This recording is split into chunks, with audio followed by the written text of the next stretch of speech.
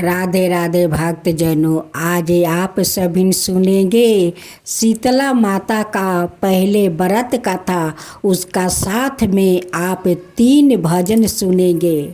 जो भक्त शीतला माता का कथा सुनते हैं, उनकी भजन सुनते हैं, उनकी घर का सारा दरिद्रता शीतला माँ झाड़ कर लेकर चली जाती है और घर में भंडार भर देती है। तो बोलो शीतला माता की जय, शीतला मैया की जय। शीतला माँ। एक गांव में ब्राह्मण चंपित रहते थे।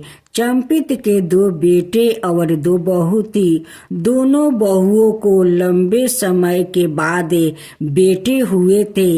इनमें शीतला अष्टमी, जहाँ अष्टमी को पर्व मनाया जाता है, इसे अष्टमी बढ़े का पर्व आया। घर में पर्व के अनुसार ठंडा भोजन तैयार किया। दोनों बहुओं को मन में विचार आया कि यदि हम ठंडा भोजन करूंगी तो बीमार पड़ जाऊंगी। बेटे भी अभी छोटे हैं। इस कुविचार के कारण दोनों बहुओं ने तो पशुओं के दाने तैयार करने के बर्तन में गुप चुप 2 बाटियों तैयार कर ली। सासू बहू शीतला की पूजा करके आई, शीतला माता की कथा सुनी। बाद में सास तो शीतला माता का भोजन करने के लिए बैठ गई। दोनों बहू बच्चे रोने का बहाना बनाकर घर आई। दोनों के बर्तन से गरम गरम रोटला निकले। चूरमा किया और पेट भर खा लिया। सास ने घर आने पर बहुओं से भोजन करने के लिए कहा। बहुओं ठंडा भोजन करने का दिखावा करके घर काम में लग गई। सास ने कहा, बच्चे कब के सोए हुए हैं, उन्हें जगाकर भोजन करवा लो। बहुएं जैसी ही अपने अपने बेटों को जगाने गई तो उन्हें मृत्यु पराया पाया। ऐसा बहुओं की करतूतों को फल स्वरूप शीतला माता के प्रकोप से हुआ था। बहुएं विवश हो गई। सास ने घटना जानी तो बहुओं से झगड़ने लगी। सास बोली कि तुम दोनों ने अपने बेटों की बदौलत शीतला माता की अपमान की है, इसलिए अपने घर से निकल जाओ और बेटों को जिंदा स्वस्थ लेकर ही घर पर रखना। अपने मृतक बेटों को टोकरे में सोलाकर दोनों बहुएं घर से निकल पड़ी। जाते जाते रास्ता में एक जीरन वृक्ष आया। यह खेजड़ी का वृक्ष था। इसके नीचे ओढ़ी शीतला दोनों बहनें बैठी थी। दोनों का बालों में विपुल प्रमाण में जू थी। बहुओं ने थकान के कारण अनुभव भी किया था। दोनों बहुएं ओढ़ी और शीतला के पास आकर बैठ गई। उन दोनों ने शीतला ओढ़ी के बालों से खूब सारी जू निकाली। जूओं का नाश होने से ओढ़ी और शीतला ने अपने मस्तक में शीतलता का अनुभव किया। कहा, तुम दोनों ने हमारे मस्तक को शीतला ठंडा किया है, वैसी ही तुम्हें पेट की शांति मिले। दोनों बहुएं एक साथ बोली कि पेट का दिया हुआ ही लेकर हम मारी मारी भटकती हूँ, परंतु शीतला माता का दर्शन हुआ नहीं है। शीतला माता ने कहा कि तुम दोनों पापनी हो, दुष्ट हो, दुर्चारणी हो।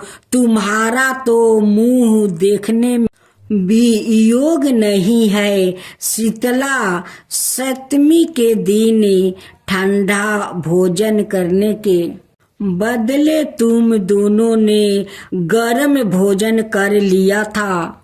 यह सुनते ही बहुओं ने शीतला माता जी को पहचान लिया। देवरानी जेठानी ने दोनों माताओं का वंदन किया। गिड़गिड़ाते हुए कहा कि हम तो भोली भाली है, अनजाने में गरम खा लिया था। आपके प्रभाव को हम जानती नहीं थी। आप हमें दोनों को क्षमा कर दे। अब ऐसा भूल हम कभी नहीं करेंगे। इनके पश्चाताप भरे वचनों को सुनकर दोनों माताओं प्रसन्न हुई। शीतला माता ने मृत्यु के बालकों को जीवित कर दिया। बहुएं तब बच्चों को साथ लेकर आनंद से पुण्य गांव लौट आई। गांव का लोगों ने जाना कि दोनों बहुओं को शीतला माता के साक्षात दर्शन हुआ था। दोनों का धूमधाम से स्वागत करके गांव प्रवेश करवाया। बहुओं ने कहा, हम गांव में शीतला माता के मंदिर का निर्माण कराऊंगी। चैत्र महीने में शीतला सप्तमी के दिन मात्रा ठंडा खाना ही खाऊंगी। शीतला माता ने बहुओं पर जैसी अपनी दृष्टि की वैसी कृपा सब पर करे। राधे राधे भक्तजनों, चैत महीना में आप सभी सुने शीतला माता की भजन।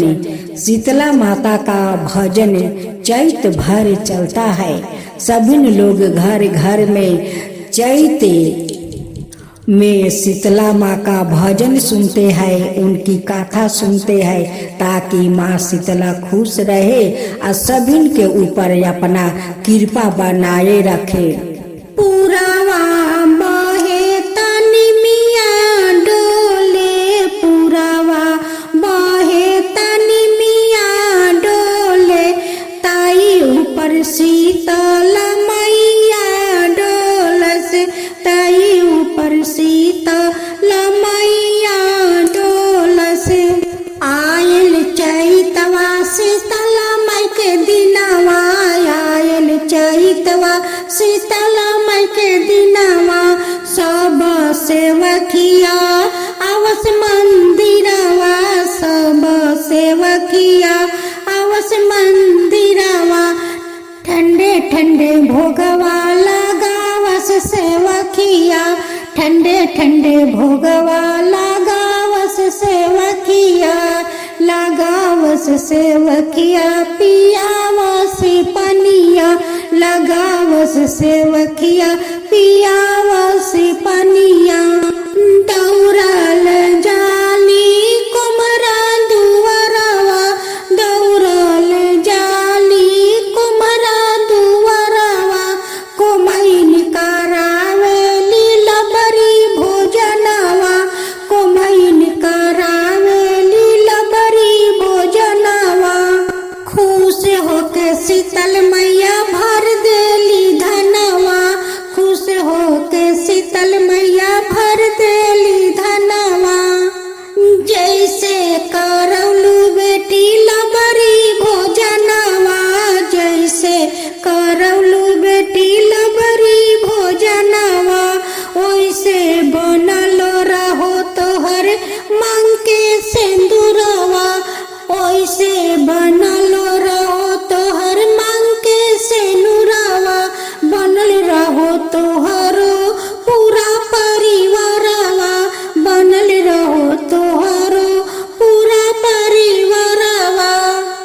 इहे बाटे बेटी हमरे आशीर्वादवा, इहे बाटे बेटी हमरे आशीर्वादवा। ऐसे ही करावत रहिया शीतल माई के भोजनवा, ऐसे ही करावत रहिया शीतल माई के भोजनवा। बनल रही बेटी तोहर मांग के सेनुरवा, बनल रही बेटी तोहर मांग के से नुरावा। अब सुने दूसरा भजन। आयल चैतावा शुभ महीनावा, आयल चैतावा शुभ महीनावा, लगाइल झुलुआ शीतल मैया, लगाइल झुलुआ हो। नई निमिया के गछिया शीतल मैया, झुलुआ लगाइला हो। नई निमिया के गछिया शीतल मैया, झुलुआ लगाइला हो। आयल चैतवा शुभ महीनावा, आयल चैतवा शुभ महीनावा, लगाइला झुलुआ शीतल मैया, लगाइला झुलुआ हो। बही गईले शीतल बेअरिया शीतल मैया, झुलुआ लगाइला हो। बही गईले शीतल बेअरिया शीतल मैया, झुलुआ लगाइला हो। नई निमिया के गछिया दशा मैया, झुलुआ लगाइला हो। नई निमिया के गछिया दशा मैया, झुलुआ लगाइला हो। बही गईले शीतल बेअरिया शीतल मैया, झुलुआ लगाइला हो। बही गईले शीतल बेअरिया शीतल मैया, झुलुआ लगाइला हो। झुलुआ लगाइला, झुलुआ लगाइला, झुलुआ लगाइला, झुलुआ लगाइला। बही गईले शीतल बेअरिया शीतल मैया, झुलुआ लगाइला हो। बही गईले शीतल बेअरिया दशा मैया, झुलुआ लगाइला हो। राधे राधे भक्त जनों, चैत्र मास में माँ शीतला का घर घर लोग उनकी कहानी सुनते हैं, उनकी भजन सुनते हैं, ताकि माँ शीतला शांत रहे। घर घर में माँ शीतला आती है, उन्हें भजन गाकर उन्हें शांत करते हैं। इसलिए शीतला माँ का भजन सुने और उनकी कथा सुने, ताकि शीतला माँ शांत रहे। हो सके तो सुबह और शाम जल में नीम पाता डालकर और सारा घर में छींटा मारे, ताकि माँ शीतला शांत रहे। निमिया की